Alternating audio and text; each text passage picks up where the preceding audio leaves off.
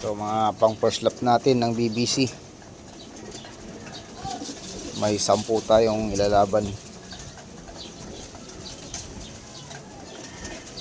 Bali wala pang nawala mula training hanggang ngayon. Kompleto. Bali may nawala lang dito 3 days dahil 3 weeks pala, 3 weeks dahil matamaan ng kwan, yung buga, yung yun, anak ni Angel yun. Nawala yan.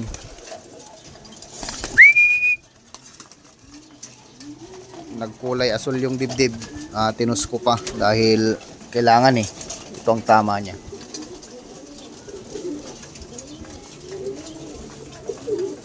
Alam niyo ba yung baril na buga, yung bala Julins, ito hanggang ngayon may tama pa rin, minsan dumudugo pero hindi na pwedeng galawin dahil pag ginalaw to lalong may stress pag tatanggalin. Ayan, nandyan pa.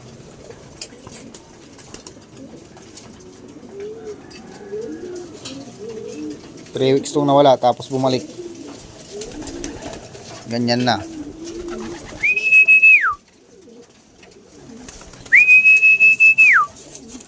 So bali panglaban din kahit papano. So diretso rin ang tos namin. Ito, kakalaman din bukas kung makakapisto sila ng maganda. Sana makapisto. Ito yung huling anak ng namatay kong breeder na yung 19 years old, si Super BDB. Nag-iwan pa siya ng panglaban.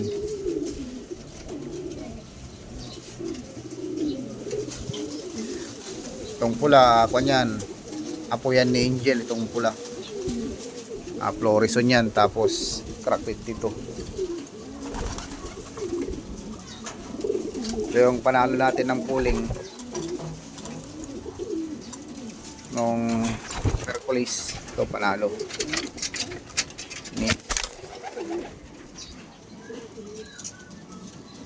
Kung hindi ako nagkakamali, apo yan ni Guan nung anak niya. At bali hindi pa ako tumingin ng record ko.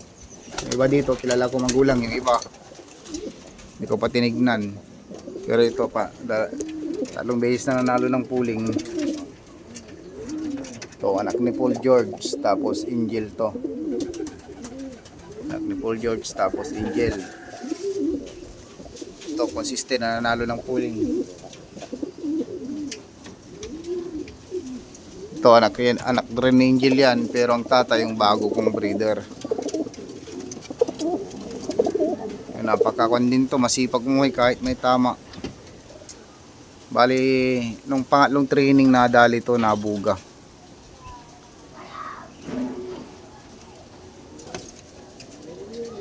Hindi pa ako naglinis dahil ito naman. Ito cute size tong pula ko. Ay bali ito may motivation na naglilimlim. Naglilimlim silang dalawa na magkapatid, parehong babae. Ito naman kay pare Wilmer. Bali anak siya ng 4th overall na Matnog. Entry din niya. Shoutout din kay Sir Garrick, tapos kay Sir Ace, kay pare Wilmer Velasquez, yung mga tropa din, tropang Cavite, tapos Pampanga. Ito, first lap na ng BBC Summer. Ito bata, pero ililipad na rin, magiging old bird. Kaya magiging old bird dahil ang laban yan sa isang club na biglang nagsara. Pag hindi rin nilaro, sayang lang. Sayang din yung pagiging flyer niya. Bali anak siya ni Super BDB, yung 19 years old ko, yung foundation ko na kamamatay. Hindi na siya hindi na siya makatingin.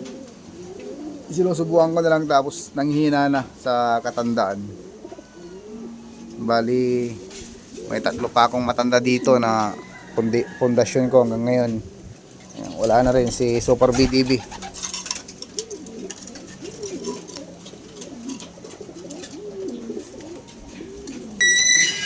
Ito naman si Guan, bali kaya pa niyang lumipad, may pagsabayan pa, kaso pinili kong pinagpahinga na lang, totoo ng pahinga. Baka madisgrasya.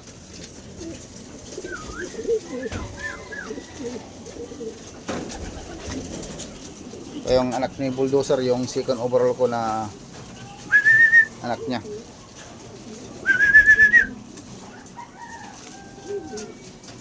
Bali nakasalang din siya, may itlog.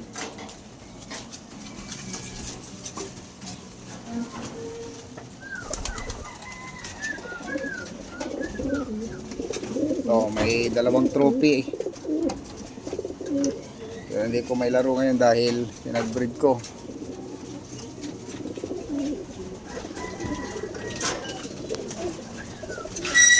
Ito yung isa sa problema dito pag naiwanan mo, magbubugbugan.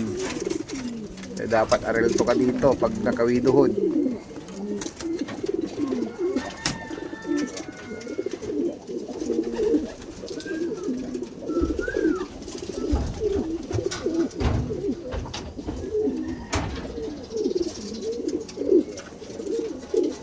Ang ganda lang mga busing, maraming salamat. Good luck sa atin bukas, lalo na yung mga may karera.